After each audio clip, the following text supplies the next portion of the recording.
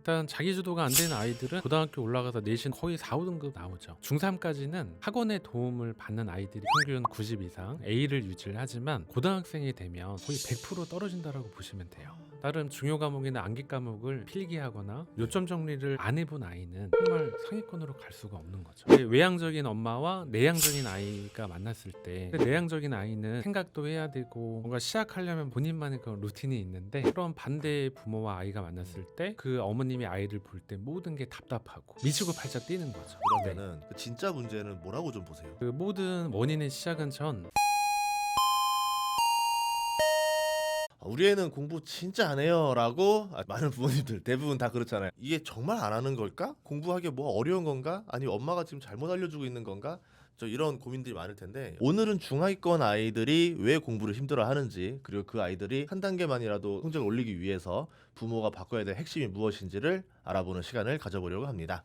수호에듀 교육연구소 유두진 대표님을 모셨습니다. 반갑습니다. 안녕하세요. 두 아이의 아빠이자 22년차 학습 컨설턴트로 활동하고 있는 유두진입니다. 반갑습니다. 예, 두 아이의 아빠면은 나이가 좀 어떻게 되나요, 아이들이? 예. 네, 지금 첫째 딸은 고1이고요. 네, 둘째 아들은 중학교 2학년입니다. 결혼을 빨리 하셨나 보네요. 아니요, 그냥 평균적으로. 되게 30대로 보이셔가지고 아, 예, 예, 감사합니다. 깜짝 놀랐습니다. 네. 빨리.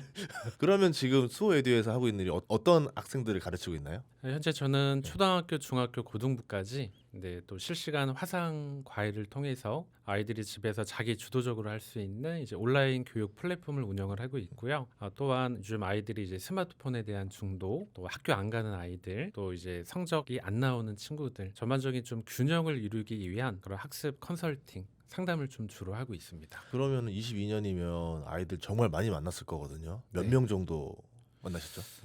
정확히 세보지는 않았는데 네. 지금까지 한 15,000명 좀 넘는 것 같습니다. 15,000명이면은 거의 애들 보자마자 바로 판단되는 잖아요. 얘 공부 잘 안 하겠다. 음, 얘 열심히 안 하겠다. 잘하겠다. 이게 다 보이시는 거죠. 5분만 대화하면 예. 대략 또 아이의 성향이나 기질이 파악이 되기 때문에 아, 어느 정도는 파악이 금방 됩니다. 좋습니다. 네. 저도 예전에 제가 과외를 한번 했었거든요. 네. 나름 저도 한 3년 했었으니까 그때 진짜 음. 많이 가르쳐 봤었는데 네. 공부 안 하려고 하는 애들 가르치는 게 정말 쉬운 일이 아닙니다. 그렇죠. 근데 거기다 화상이라 하셨잖아요. 네. 화상이면 더 힘들잖아요. 아이들 그 화면 자꾸 밖으로 도망갈라 하고 네. 화면 끌려고 하고 음, 그런 애들도 많이 있죠. 그렇죠. 근데 그런 애들도 공부를 시키는 노하우가 있으시다. 네. 와, 오늘 좀 기대해 보도록 하겠습니다. 네. 예. 첫 질문인데요. 부모님들이 요새 가장 많이 이야기하는 고민이 뭡니까? 일단 이게 초등학교, 중학교, 고등학교 부모님들의 모든 고민이 다른데 일단 이제 가장 큰 고민은 대한민국 부모님들은 일단 성적이죠. 네. 초등 부모님을 만나보면 이제 중학교 가서가 걱정이 있고 또 중학교 부모님들은 우리 자녀를 특목고를 보낼지 자사고, 외고, 국제고를 보낼지 일반고를 보낼지 마이스터고나 이제 예고 또는 특성화고를 보낼지 또 고등학교에 대한 어떤 불안도가 높고 또 이제 고등 부모님들을 만나보면 역시나 대학 입결 어느 대학을 가야 될지 그리고 최근에는 우리 부모님들의 모든 고민이 스마트폰입니다. 제가 많은 가정을 또 방문하고 또 저를 찾으러 많이 상담을 하러 오시는데 최근 모든 가정의 불안의 1위는 스마트폰입니다. 그리고 제가 22년간 각 현장에서 15,000명의 이제 부모님을 만나고 가장 많았던 고민 압도적 1위는 우리 아이는 자기주도가 안 된다. 네, 대한민국 모든 부모님들이 원하는 교육은 잔소리하지 않아도 아이가 좀 스스로하는 걸 바라시는데 압도적 고민 1위는 역시나 자기주도 학습이 안 되는 거였습니다. 근데 자기 주도는 이거는 수십 년 전부터 되는 그렇죠. 학생이 거의 없었잖아요. 그거는 네, 드물죠. 부모님도 아실 겁니다. 그 한 반에 교실 안에 자기 주도 되는 친구들이 몇 명 있었나? 네. 아마 제가 봤을 때 10%도 아니야 5%? 5%도 안 되지 않을까요? 그 정도면? 5%도 안 되죠. 예, 거의 안 실적으로 되죠. 보면. 예.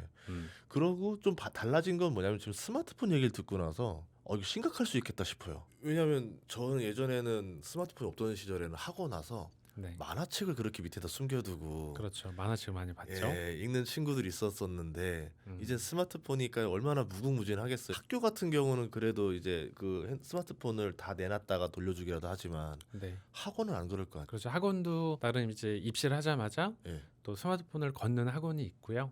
또 자유롭게 두는 학원도 있고 그거는 네. 이제 원장님의 어떤 성향이나 어떤 환경에 따라서 네. 그거는 꼭 강제는 아닙니다. 그리고 아까 온라인으로 과외를 한다 그러면 화상으로 하게 되면 만약에 제가 학생이라면 스마트폰 하나 딱 이렇게 두고 음, 이렇게 보면서 수업할 것 같거든요. 그런 네, 애들도 기부쟁이들도 있죠. 있죠. 네. 시야가 좀 이상한 시선이 이상한 친구들 그렇죠. 근데 그런 친구들은 학원을 가던 네. 어딜 가던 그런 기본적인 행동은 아이들이 욕구에서 그런 행동이 나오는 거기 때문에 집에서 그런 행동이 나온다고 저는 다 단점으로 보진 않거든요.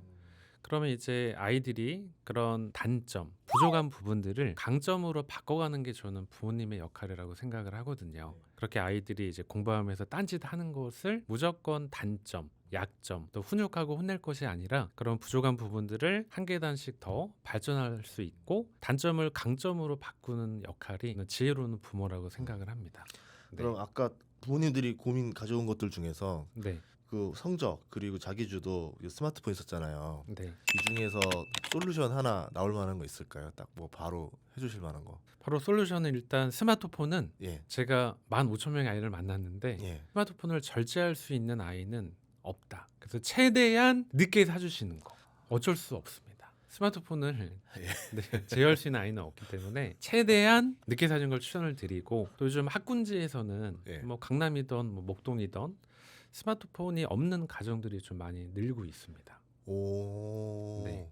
또 유럽에서는 이제 스마트폰 금지법도 있고 예. 또 여러 가지 그런 제도들이 나오고 있는데 네, 학군지 부모님들은 아예 키즈폰 또는 네, 그렇게 지금 많이 하고 있습니다. 그러면은 그 인터넷이 데이터가 안 되는 그 통신과 문자만 되는 그렇죠. 핸드폰. 통신과 문자만 되는. 지금 자녀 두 분 있잖아요. 네. 어떻게 하고 있으세요? 저는 첫째, 둘째도 이제 초등학교 때까지는 스마트폰이 없었고요. 워낙 현장에서 스마트폰 때문에 뭐 이렇게 가정의 불화가 워낙 많다 보니까 최대한 이제 늦게 사주게 됐고 예. 아이들이 이제 반감이 서죠. 왜 우리 반에서 나만 없냐? 어. 그래서 저는 어렸을 때부터 너만 없는 게 특별한 거다. 그걸 이제 7, 8살 때부터 계속 주입을 시킨 거죠. 근데 아이가 받아들입니까? 근데 왜 진짜? 받아들이냐면 이제 초등학교 고학년이 되면 예. 뭐 학교 임원 활동을 하다 보면 요즘은 선생님과 아이들이 단톡방을 만들게 돼요. 거기서 이제 자료도 공유하고 여러 가지 행사나 그런 게 있을 때 거기서 이제 커뮤니티를 하게 되는데 예. 우리 딸 아들만 스마트폰이 없잖아요. 없죠. 그럼 방법은 엄마 명의로 카카오톡을 개설을 해서 네. 집에 PC에다가 PC 버전을 깔아주면 돼요. 아. 네.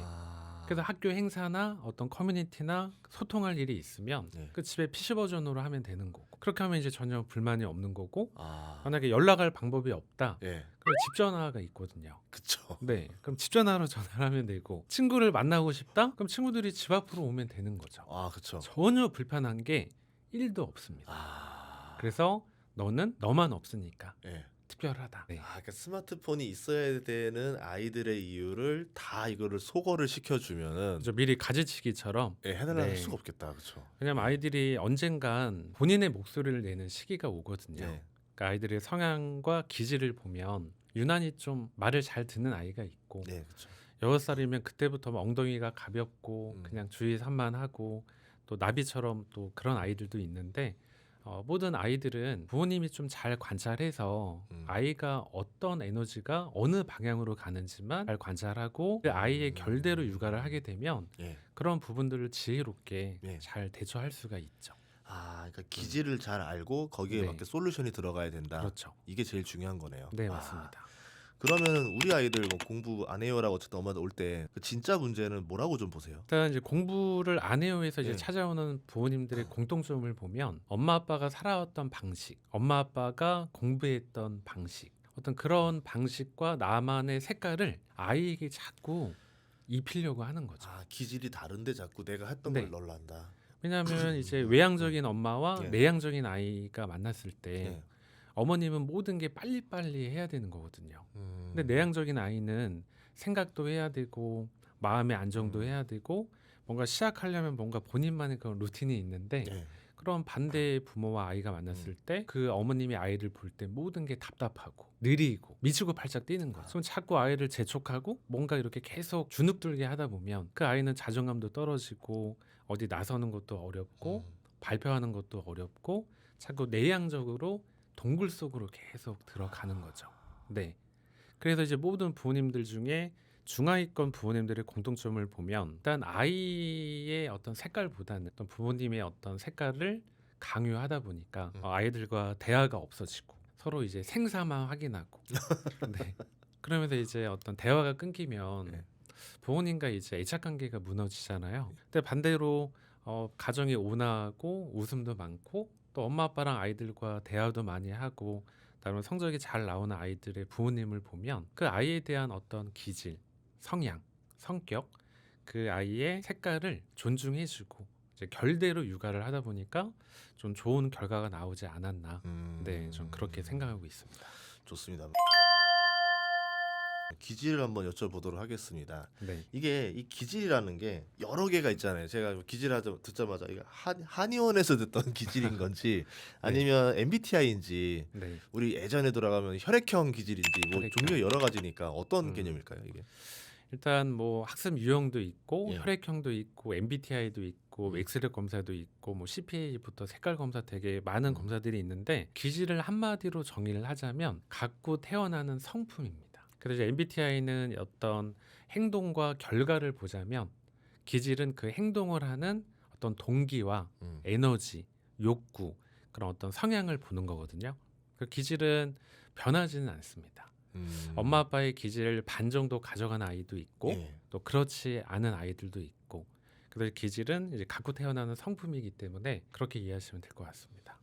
그러면은 지금 나누시는 기질을 어떻게 나누세요? 기준이 좀 보고 싶거든요. 근데 기질은 네. 총 4대 기질로 나눠지게 되고요. 4대 기질. 이제 명칭으로는 이제 다혈질, 담즙질, 그다음에 우울질, 점액질 이렇게 4대 기질로 나눠지고 그 안에서도 외향적인 친구, 또 내향적인 친구, 또 어떤 사람 중심인 친구, 일과 목표가 중심인 친구로 나눠지고 또 이게 부모님의 어떤 성향, 또 이게 아이들이 첫째냐, 둘째냐, 여자냐, 남자냐 그런 성별에 따라서도 어떤 기질은 되게 또 여러 가지 결과로 나온다고 보시면 됩니다. 그럼 MBTI도 쓰시나요? 혹시 기질 하실 때? MBTI는 네. 네, 저는 잘 모르고요. 아. 네, MBTI보다는 예. 기질이 좀 더 어떤 내면적인 더 깊이 있기 때문에 일단 교육 쪽에서도 좀 MBTI보다는 기질을 좀 더 많이 쓰신다고 보시면 됩니다. 자, 그럼 기질별로 공부 네. 목표라든가 방법을 좀 효과적으로 할 수 있는 방법 알 수 있을까요? 일단 이제 다혈질의 아이들의 특징은 일단 되게 인정받고 싶은 욕구가 강하고 또 어떤 재미가 있어야 시작이 되고요. 강점으로는 좀 언변력이 뛰어나고 되게 말솜씨도 좋고 상황 대처를 잘하고 또 어떤 공감대 형성이 좋다 보니까 이런 친구들은 좀 친구들을 많이 사귀죠. 예. 학교에서도 인싸, 예. 그다음에 인기가 많으니까 친구들도 좀 많이 사귀게 되고 그러니까 이런 친구들은 또 학교 임원들도 많이 하거든요. 맞죠. 예. 근데 이제 이 친구들은 단점으로는 보면 좀 타인을 많이 신경을 써요. 네, 그다음에 감정의 기복도 심하고 또 끈기도 좀 약하고. 그럼 이런 친구들이 이제 학원을 선택할 때는 좀 선생님이 좀 텐션이 좀 높고 좀 유쾌 상쾌하고 재미도 있으면서 좀 이 아이를 우쭈쭈해주는 학원을 선택을 하면 이 친구는 끈기 있게 되게 잘 가요. 아. 네. 근데 선생님이 재미가 없고 맨날 숙제만 많이 내주고 어떤 꼰대 같은 선생님이 이제 만났다. 아, 그럼 이 힘들죠. 친구는 학원을 죽어도 안 간다고 하는 거죠. 그래서 뭔가 좀 보상이 있으면 좋고 예. 또 인정 욕구가 강하기 때문에 적절한 칭찬이 잘 이어지면 친구는 이제 어깨가 덩실덩실 좀 재밌게 시작할 수가 있는 거고요.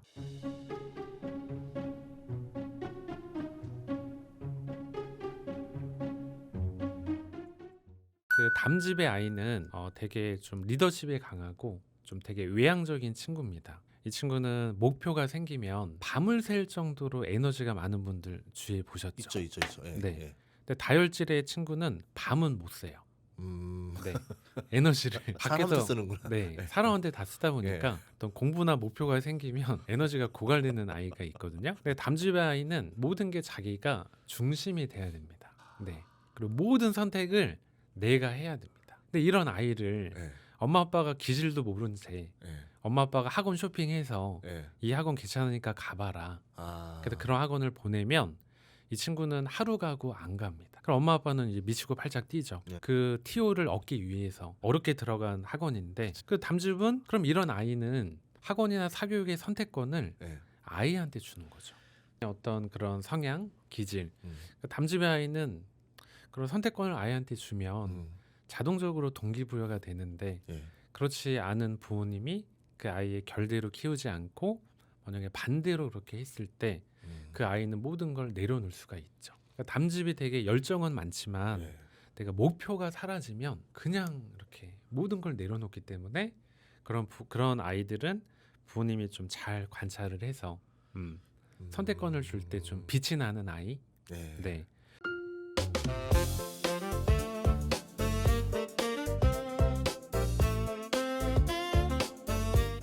그다음에 이제 내향적인 우울질의 아이는 예. 되게 완벽주의의 성향을 갖고 있습니다. 아우 힘들겠다. 스스로도 힘들죠. 힘들겠죠. 예. 불안도도 높고 예.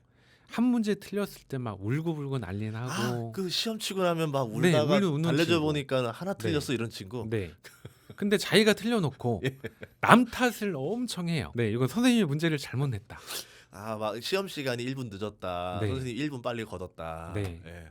있죠. 그러니까 공부는 잘하지만 네. 조금 얄밉고. 피곤하네. 네, 공부는 잘하지만 자기밖에 모르고 상위권이지만 조금 뭐랄까 사회성은 좀 떨어지는. 예. 네, 그런 친구는 이 우울질인데 이 친구는 어느 사교육을 선택을 해도 또 완벽하게 끈기 있게 잘 이끌어내고 또 본인들이 열심히 해요. 우울질의 아이는 대신 틀리는 걸 너무 싫어해요. 그리고 내가 틀린 걸 엄마, 아빠, 선생님이 보는 것 자체도 용납이 안 돼요. 그러니까 이런 친구들은 예. 대형 학원보다 예. 좀 소수 정예 또는 아. 1대1 과외 예. 아니면 집에서 하는 뭐 화상 과외라든지 그런 인강 이런 것도 좀 잘 맞을 수 있는 아이죠.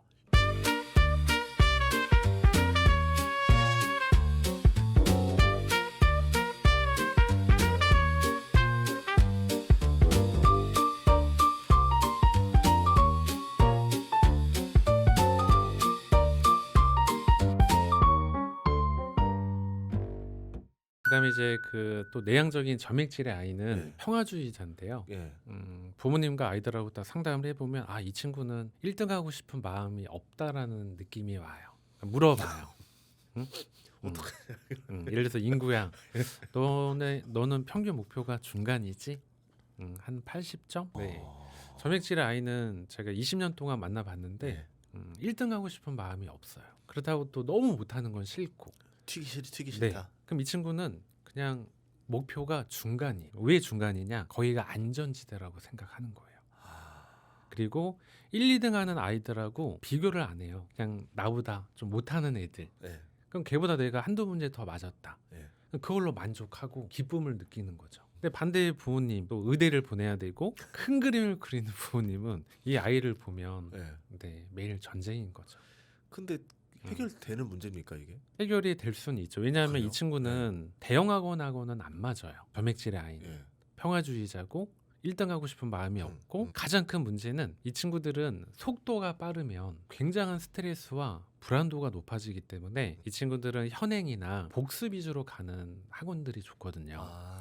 근데 대형 학원들은 거의 선행 위주로 많이 빼다 보니까 이 친구는 속도가 빠르면 학원 안 간다고 해요. 차라리 생각을 하거나 사고력이라던가 네, 창의력 위주로 좀 하는 그런 쪽에. 그렇죠. 생각하는 힘을 길러주는 것도 좋고 아니면 이제 보습 학원이나 공부방처럼 그렇게 시간이 타이트하지 않고 내가 가고 싶을 때 가고 뭔가 마음이 평안한 상황에서 공부할 수 있는 그런 환경이 좋고요. 이런 아이들은 이제 그 선생님 같은 경우는 좀 너그럽, 좀 다정다감하고 좀 우리 친구 얘기를 잘 들어주고 잘 기다려주는 선생님이면 잘 맞을 수 있고요. 이 친구가 또 놀라운 강점이 있습니다. 바다로 나아가는 끈기는 가장 강한 아이. 묵묵하지만. 네. 근데 이 친구를 초등학교 1, 2학년 때부터 의대 보낸다고 학원 뺑뺑이 보내고 월화수목금토일 영어에 수학에 국어에 논술에 한국사 세계사 태권도 미술 바이올린 수영까지 보낸다? 그러면 4학년 되면 번아웃이 와요. 네. 그럼 그때 부모님들이 후회를 하는 거죠. 내가 이 친구를 이때 기질을 좀만 빨리 알았으면 이 아이의 어떤 에너지대로 키웠으면 이러지 않았을 텐데. 네. 그래서 정말 기질이 되게 중요하다라고 저는 늘 강조하고 있습니다.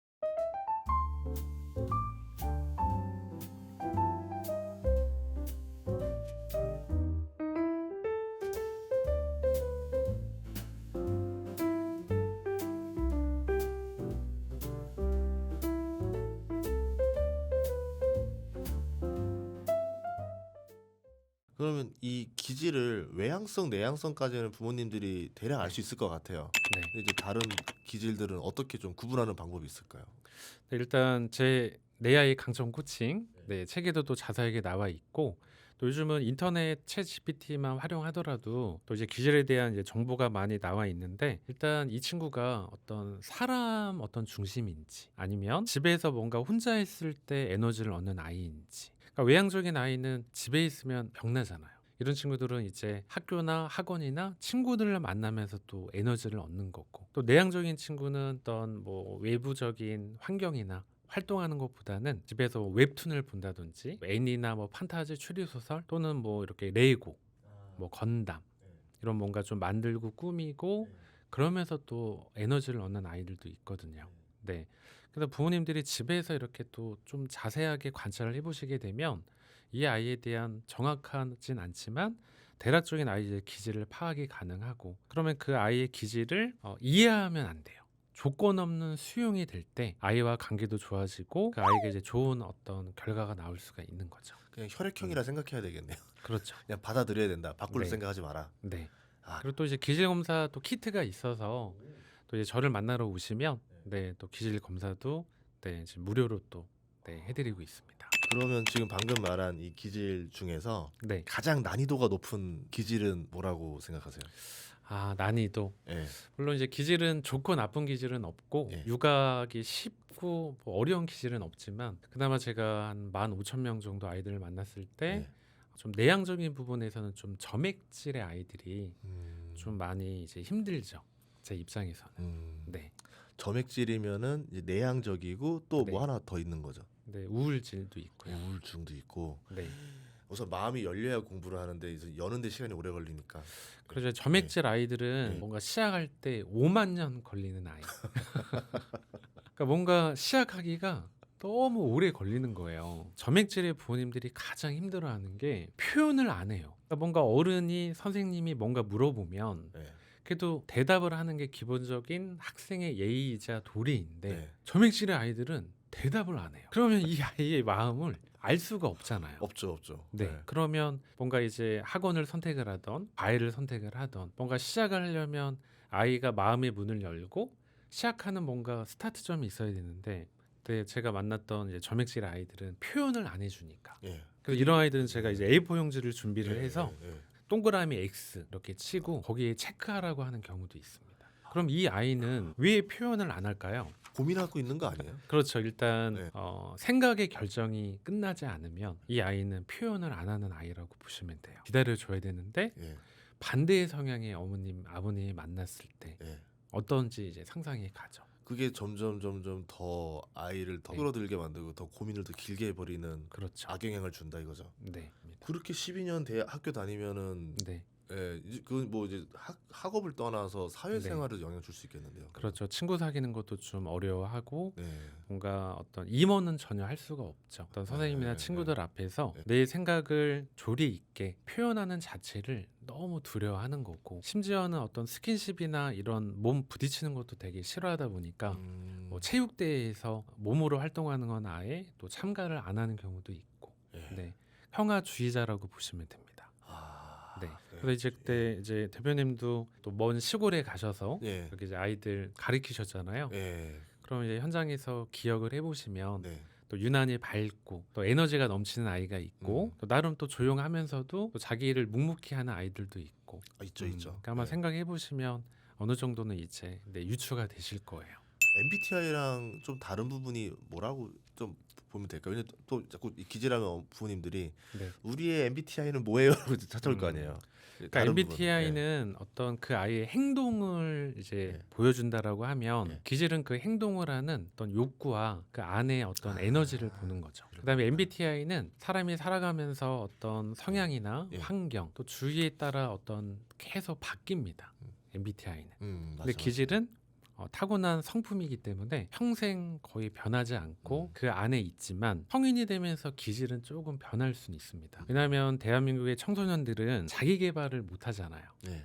아이들은. 근데 성인들은 20살이 넘어가면서 또 대표님의 또 책을 보면서 공부도 하고 약점을 강점으로 바꾸는 자기 개발을 많이 하다 보니까 기질이 조금 어떤 학습이 되는 경우는 좀 많이 있지만 주기질은 그래도 평생 그 안에서 변하지 않는다라고 이제 보시면 될 것 같습니다.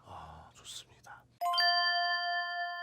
책에서 보니까 이제 자기주도 학습보다 먼저 자기주도 생활, 그렇죠? 네. 학습이 아니라 생활이 중요하다 이렇게 말씀하셨는데 제가 자기주도 생활은 뭔지 좀 궁금하거든요. 이게 학습까지는 뭐 많이 해봤으니까 생활 네. 뭘까요 이게? 일단 제가 많은 아이들을 만나보고 자기 관리도 잘하고 다른 부모와 어떤 애착 관계도 좋으면서 친구 관계도 좋고 선생님 관계도 우수하고 다른 공부 잘하는 아이들을 제가 22년간 쭉 관찰을 해보니까 그 아이들의 어떤 공통적인 특징이 자기주도 학습을 하기 전에 자기주도적인 생활이 먼저 기본적으로 튼튼히 자리를 잡은 거죠. 그럼 어렸을 때부터 아이가 등교할 때 책가방부터 모든 거를 다 싸주고 이렇게 애지중지하게 우쭈쭈 이렇게 키우는 부모님이 있고 어렸을 때부터 가장 기본적인 양치, 그다음에 어떤 밥 먹은 걸 정리하고 또 이제 주방에 갖다 놓고 어떤 식사할 때 부모님을 도와주고 빨래부터 분리수거, 음식하는 거, 그다음에 학교를 준비하고 준비물 챙기고 학원 가기 전에 내가 여기서 몇 시에 움직여서 몇 시면 이동하면 몇 시에 도착하겠다. 그러니까 이런 자기주도적인 기본적인 생활을 하게 되면 그게 또 공부와 사회 나가서도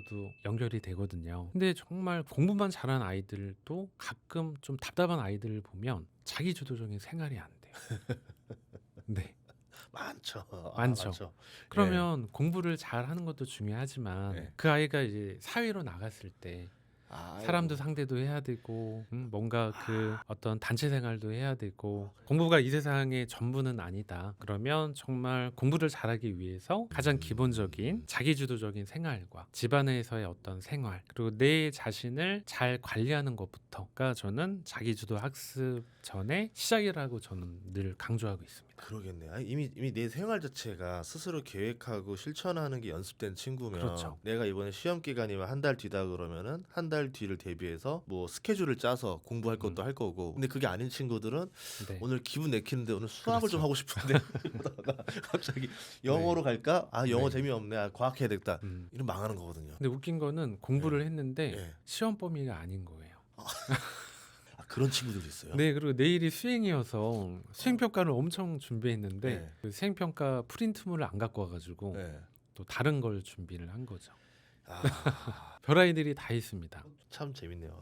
생활이 먼저 베이스를 잡아놔야 된다. 그러니까 어떻게 보시면 지금 계속 아까부터 얘기했던 것 자체가 보면 베이스를 먼저 이제 알고 네. 베이스를 잡는 데가 우선 더 시간을 많이 신경을 써야 된다. 그 다음에 그렇죠. 공부다. 네. 이야기네요. 왜냐하면 이제 자기주도 학습이 꼭 사교육 없이 혼자 하는 걸 자기주도 학습이라고 부모님들이 오해를 하시는데 학원을 가는 것도 자기주도가 되는 거고요. 뭐 과외를 하는 것도 자기주도가 되는 거고. 그러면 아이가 선택을 했을 때 그 아이가 정말 본인이 주체가 되고 본인이 선택을 하게 되면 또 책임감이라는 게 생기잖아요. 네. 근데 대부분의 아이들은 자기 주도가 안 되는 아이들은 부모님의 어떤 권유와 강요로 이제 공부를 하다 보니까 나중에 또 결과가 안 나오면 또 엄마 탓하거든요. 여기서 궁금한 게 만약에 애들 진학된 걸 보셨을 때 뭐 네. 성적이나 다 보셨을 때 아까 말씀 이 좀 독립적인 그 계획하는 친구들 그 자의존적 아까 자기주도 잘 못하는 친구들 네. 결과가 어떻게 나오나요 보통? 일단 자기주도가 안 되는 아이들은 고등학교 올라가서 내신 5등급제로 이제 바뀌었잖아요. 예. 2009년생부터. 그럼 거의 4, 5등급 나오죠. 이거 중요한 거구나. 이게. 네. 그래서 중3까지는 나름 학원의 도움을 받는 아이들이 있죠. 나름 뭐 예, 평균 90 이상 A를 유지를 하지만 예. 고등학생이 되면 거의 100% 떨어진다라고 보시면 돼요. 이게 그게 있었어요. 그러니까 중학교 때까진 잘하다가 얘가 고등학교 가서부터 성적 안 나온 애들이 꼭 있거든요. 이게 여기 케이스에 해당되는 거겠네요. 네. 그리고 제가 21년 동안 고등학교 가서 떨어진 아이들을 한 5가지 유형으로 해봤더니 첫 번째는 초, 중 때 독서를 안 한 아이들은 고등학교 가서 떨어집니다. 네. 왜냐하면 맞아. 이제 고등 국어 같은 경우는 외부 지문이 한 50% 이상 나오거든요. 그럼 기본적인 독해, 문해력과 어휘, 예. 배경 지식이 없으면 국어를 1, 2등급을 나올 수가 없어요. 근데 초등학교 때는 교과서만 잘 이해해도 되고 중학교에서는 국어와 문제집만 잘 풀어도 좋은 점수가 나오는데 예. 고등 가서는 이제 밑밥이 드러나는 거죠. 그쵸. 그리고 두 번째는 눈으로만 공부한 아이들. 지금 대한민국 청소년들이 가장 심각한 게 네. 어렸을 때부터 아이들이 미디어에 노출이 돼요. 지금 식당만 가봐도 전 놀라운 게 애들 다 이러고 패드, 있잖아요. 스마트폰 예. 틀어주고 엄마는 예, 즐기고 예, 있는데 예. 저희 집은 스마트폰 미디어가 없었기 때문에 식당에서 절대 미디어나 만화 이런 거 보여주지는 않았거든요. 그러면 저학년 어렸을 때부터 미디어에 노출된 아이는 눈으로만 보고 눈으로만 이해하는 습관이 저학년 때 있다 보니까 필기하는 걸 너무 어려워합니다. 그러면 중학생이 되면 수행평가도 준비해야 되고 기말고사는 8과목도 보는 또 학교들도 있는데 나름 중요 과목이나 암기 과목을 필기하거나 요점 정리를 안 해본 아이는 정말 상위권으로 갈 수가 없는 거죠. 나중에 그 수시 칠 때 논술 시험 같은 것도 있잖아요. 논술은 아예 꿈도 그거 못 박살 꾸죠. 나겠는데 거기는. 네. 어휴. 그리고 이제 중학생들은 자기가 쓴 글씨를 못 알아봅니다. 그 정도가 됐어요 이제. 네. 그리고 시험 보면서 정답도 잘 기록을 해놨는데 자기가 쓴 글씨를 몰라보고 엉뚱하게 채점 마킹을 하는 거죠. OMR 카드에. 충격이다. 이런 아이들 정말 지금 거의 전국의 중학생들이 지금 거의 한 120만 명 정도 되거든요. 네. 현재 거의 한 30-40%는 거의 필기를 안 한다고 보시면 돼요. 왜냐하면 학교 선생님들이랑 저는 친하니까 네. 이제 같이 일했었으니까 맨날 하는 말이 애들 문해력이 나날이 네. 심각해진다고 계속. 심각하네. 이제는 사흘과 나흘을 모르는 애들이 태반이라는 거예요. 모랑 부도 모르는 아이도 있고요. 저희가 이제 온라인 교육 입학할 때 신청서를 작성을 하는데 네. 최근 4학년 아이들의 가장 큰 문제가 학생 핸드폰 번호를 쓰는 란이 있어요. 예. 거기가 학생 핸드폰이라고 써 있는데 예. 거기다가 요즘 아이들은 2명 중에 1명은 갤럭시 20, 아이폰 13. 네, 이렇게 왜 궁금하겠어 가족. 와, 그러니까 아이들이 이제 코로나 때 유치원 1학년을 겪다 보니까 아이들이 어휘력이 지금 상당히 심각합니다. 충격이다 이거. 그다음에 이제 세 번째는 그런 학원에만 기대는 아이들. 그러니까 늘 엄마 아빠가 짜준 그 테두리 안에서 학원 쇼핑하는 애들이 있거든요. 있죠. 그럼 학교, 학원, 숙제만 하고 학원만 기대했던 아이들은 고등학교 가서 떨어질 수밖에 없는 거고요. 그다음에 네 번째는 자기 주도가 안 되는 아이들. 그다음에 마지막 다섯 번째는 스마트폰과 게임. 네, 유튜브를 절제하지 못하는 아이들은 고등 가서 그걸 끊기가 어렵죠. 지금 말씀하신 이 5가지가 보통 패키지로 같이 있지 않아요, 애들이? 따로따로 있는 게 아니라 거의 뭐 결합돼서. 네, 패키지가 네. 있는 아이들은 이제 네. 거의 중하위권 아이들이 많고 네. 중위권 아이들은 이제 한두 개 정도 있고 와. 최상위권 아이들도 한 가지 정도 있긴 하죠. 예. 그래서 이제 고등학교 올라가기 전까지 얼마만큼 균형을 잘 이루느냐. 예. 그러니까 저는 가장 고등 입시 전에 준비할 아이들의 기본 핵심이라고 전 늘 강조를 하는 거죠. 그러니까 아이들 학원 보내기 전에 이거부터 먼저 완성시켜 놓고 나중에 이제 학원을 선택해도 된다. 우선 그렇죠. 중학교 때까지 잘하면 뭐 할 거예요? 고등학교 잘하고 대학교 잘 가는 게 중요한 건데. 그렇죠. 너무 중요한 얘기네요. 참, 음. 알겠습니다. 그러면 중하위권 학생들, 상위권 학생들 보면은 좀 뭐가 다르다라는 게 느껴지잖아요. 근데 이게 다르다고 하는데 이제 어머니들 보셨을 때 뭐가 다르지라고 구체적으로는 또 이게 구분을 못할 수도 있거든요. 보셨을 때 좀 상위권 학생들의 어떤 공통적인 특징 어떤 게 있다 보시나요? 일단 상위권 아이들은 수업 태도가 좋죠. 그다음에 또 성실하고 그다음에 이제 수행 평가도 잘 챙기고 또 선생님과의 관계가 좋고요. 절대 수업 시간에 자지 않습니다. 자는 아이들도 가끔 있는데 일단 상위권 아이들은 기본적인 예의나 기본 태도가 좋잖아요. 만약에 내가 선생님인데 선생님이 하셨을 때 내 수업 시간에 자는 아이한테 좋은 생기부를 써줄까요? 이제 생기부 네. 때문. 그다음에 뭐 좋은 네, 수행 네. 평가를 줄까요? 그러니까 아이들도 아는구나. 내가 아는 열심히 하는 성실한 태도가 네. 선생님에게 인정받고 더 뭔가 어드밴티지 있을 수 있다는 거 아는 거구나. 예. 그렇죠. 나중에 이제 네. 중학생 상위권 아이들은 네. 뭐 과고나 자사고 또 외국 국제고를 준비를 해야 되잖아요. 네. 그럼 이제 간해신도 챙겨야 되고 또 이제 생기부도 관리를 하려면 선생님과의 관계가 좋아야 되니까. 네.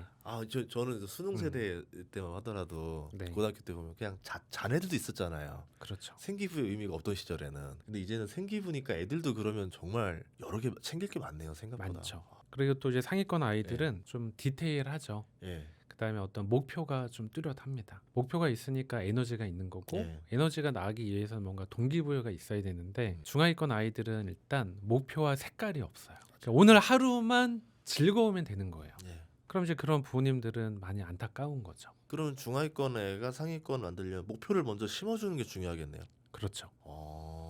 그럼 목표를 세워주기 위한 가장 어떤 좋은 거는 초등학교 때 많은 경험을 해주는 거죠. 저는 두 아이 다 초등학교 6년 동안 학원을 보낸 적이 없거든요. 그다음에 첫째는 이제 국제고를 갔는데 일단 왜 학원을 안 보냈냐면 예. 초등학교 때 하는 선행과 사교육이랑 예. 중1, 중2 때 하는 사교육이랑 만나는 시점이 있어요. 4학년 때 나가는 선행 그 속도와 엉덩이 힘이 중1 때 나가는 거랑 똑같을까요?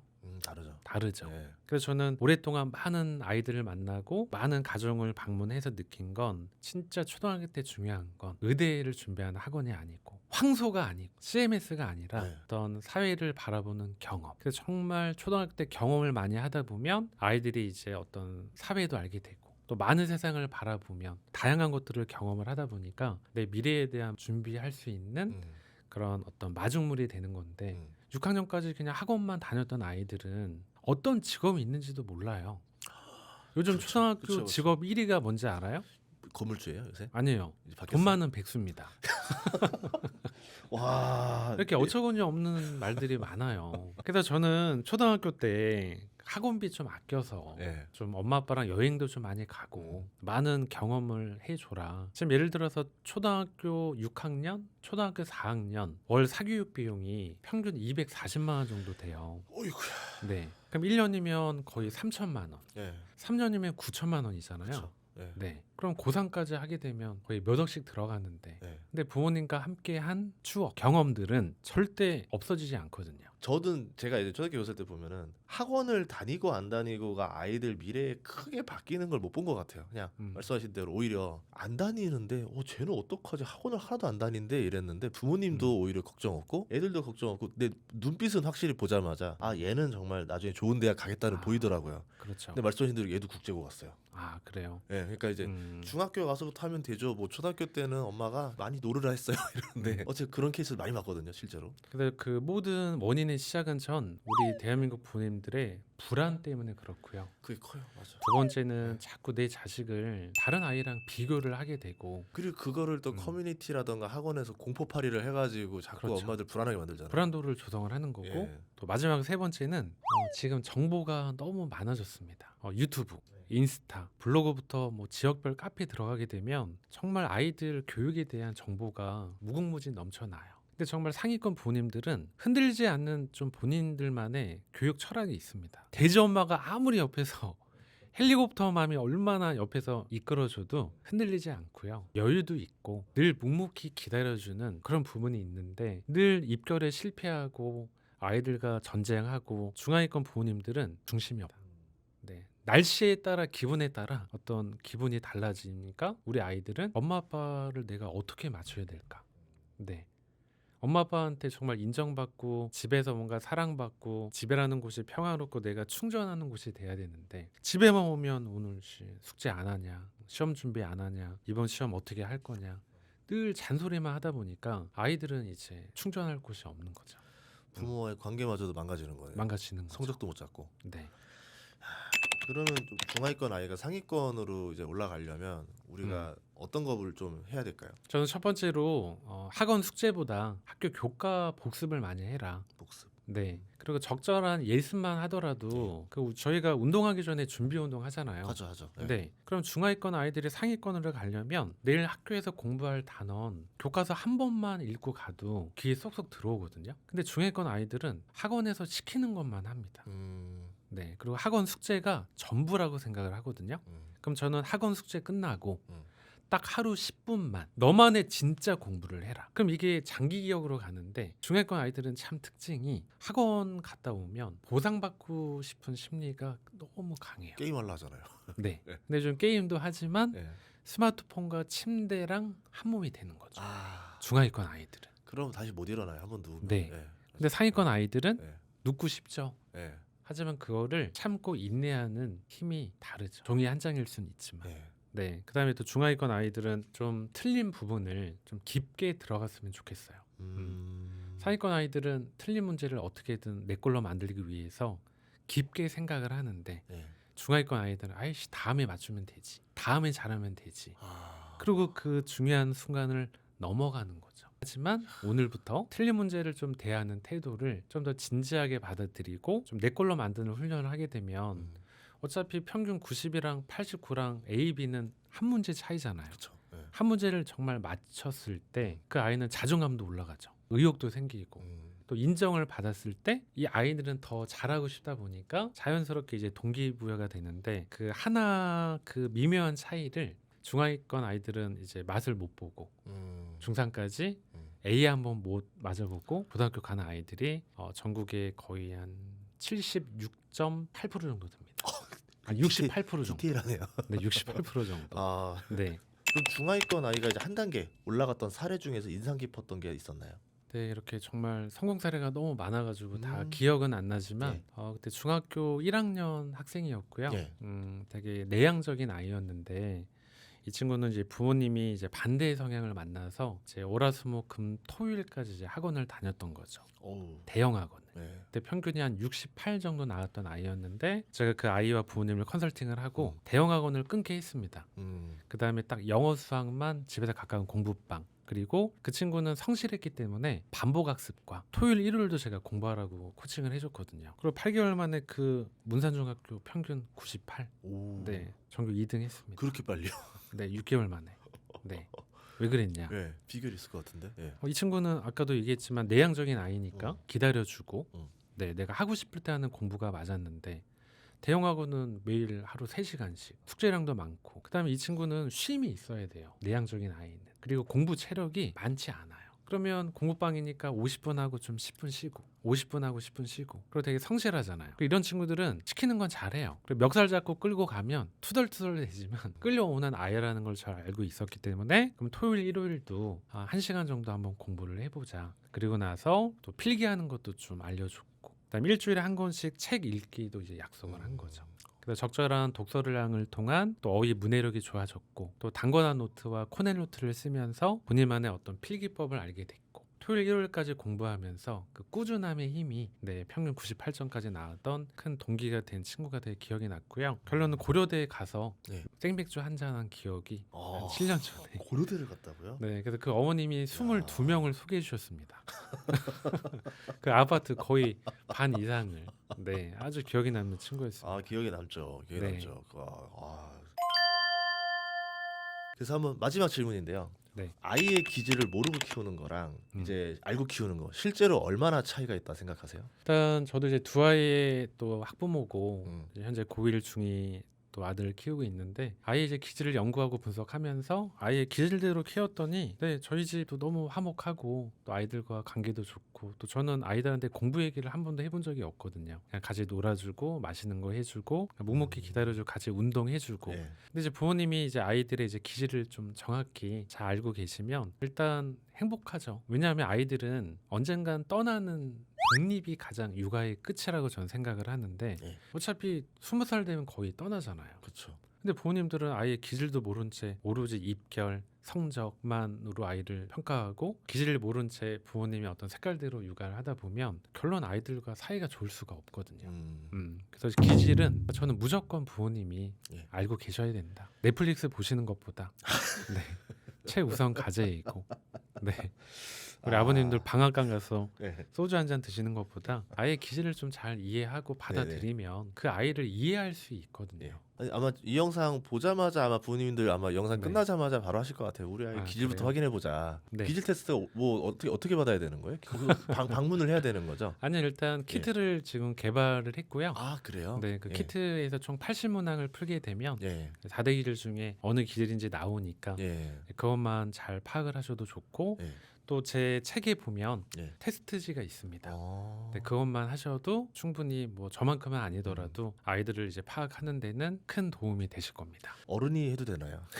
그렇죠. 어른도 좀 기질을 알아야 될 것 같은데. 근데 엄마 아빠 기질도 무조건 해야 되고요. 그렇죠, 그렇죠. 저를 네. 만나러 오시면 네. 다 부모님도 제가 기질 검사를 하고 아이들이 엄마 아빠의 기질을 아는 것도 너무 좋아요. 그러면 이제 서로 이제 기질에 관심 가지면서 우리 엄마는 이래서 이렇구나. 이러면서 그렇죠. 서로. 그럼 서로를 이해하게 되니까 싸울 일이 많이 없고 저희 딸 아들도 엄마 아빠의 기질을 아니까 네. 아씨 오늘 엄마 이런 날이네. 아 아빠는 저러니까 그래 오늘은 이제 아빠를 이해하자. 한번 알아보는 게 그리고 이제 중요하다. 제가 이제 오랫동안 이제 또 네. 경영과 이제 CEO를 했는데 전 직원 뽑을 때도 기질 검사를 합니다. 중요하죠. 네, CEO 옆에는 리더가 필요가 없고 참모가 필요하거든요. 근데 담즙의 성향은 태양이 두 개를 못 보거든요. 아, 그럼 만약에 이제 면접을 보고 기질 검사했는데 이 친구가 담즙이다. 예, 그럼 좀 고민을 하게 되는데 그렇죠. 뭐 점액이다. 예, 그럼 되게 묵묵하잖아요. 예, 끈기 있죠. 예. 인내심이 있고 시키는 거 잘하고 음. 참모의 역할로는 거의 아, 최고고. 그리고 이제 저희 자식들은 딸 아들은 기질을 잘 알잖아요. 그러니까 친구들을 보고 아 이 친구는 이 기질이네. 아 이 친구는 멀리 해야 되겠다. 아 담즙끼리 붙이면 안 네. 돼. 아 이 친구는 아 내가 예, 좀 간격을 둬야 되겠다. 예, 그렇죠, 그렇죠, 그렇죠. 아 이 친구는 내가 좀 어느 정도 친하게 지내도 되겠다. 아, 그러니까 아이들이 친구들을 나름 평가를 하잖아요. 네, 그러니까 굳이 뭐 학폭이랑 이어질 일도 없고 예, 친구들에게 감정 에너지를 소비할 일도 없고 그렇죠, 그렇죠. 친구들 때문에 굳이 슬퍼할 일이 없죠. 왜냐하면 초중고 아이들이 부모님이 성적보다 중요한 거는 친구 관계거든요. 예, 친구 관계 때문에 요즘 아이들이 너무 힘들어하는 아이들도 많기 때문에 그렇죠. 친구 관계도 기질을 알게 되면 충분히 잘 지낼 수가 있습니다. 저희 채널 이름이 주머니입니다. 예, 네. 그래서 이번 영상을 통해서 부모님과 아이들의 주머니에 딱 하나의 가치를 넣어 주신다면 네. 어떤 걸 넣어 주고 싶으세요? 일단 조건 없는 사랑. 네. 우리 아이들을 어떤 비교의 대상이 아니라 내 아이로 왔던 그 어렸을 때 아기 때 그런 모습을 상상하시고 그냥 내 자식을 그냥 누구랑 비교하는 것보다 그냥 나의 자식으로 온 조건 없는 그런 사랑을 주시는 게 가장 어떤 부모로서 기본적인 생활을 해야 되지 않을까 전 그렇게 생각하고 있습니다. 우리 아이들에게 어떤 존재만으로 좀 사랑을 주시고요. 네, 존재만으로 사랑을 주되 훈육을 하지 말라는 건 전혀 아닙니다. 아이들 어떤 기질에 따라 훈육하는 방식, 또 아이들도 받아들이는 어떤 방식들이 다 다르기 때문에 아이들의 어떤 기질을 잘 관찰하셔서 조건 없는 사랑을 주되 그 아이에 맞게끔 좀 육아를 하시게 되면 아마 좀 더 아이를 이해하는 데 많은 도움이 되고 좀 더 대화도 많아지고 또 웃음도 많아지고 또 우리 아이들을 어디를 데려가든지 자랑할 수 있는 인정받는 아이로 키울 수 있다고 전 확신을 하고 있습니다. 아, 유두진 대표님 만나서 오늘 기질에 대한 이야기를 들었는데요. 제가 네. 백화점 갔더니 아무리 좋은 옷을 입어도 제 체형에 안 맞으면 소용이 없더라고요. 네, 맞죠. 예.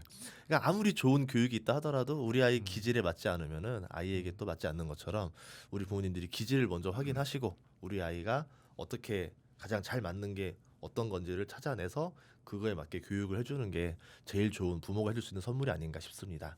오늘 출연 감사합니다. 덕분에 많은 거 배웠습니다. 네, 감사합니다. 예.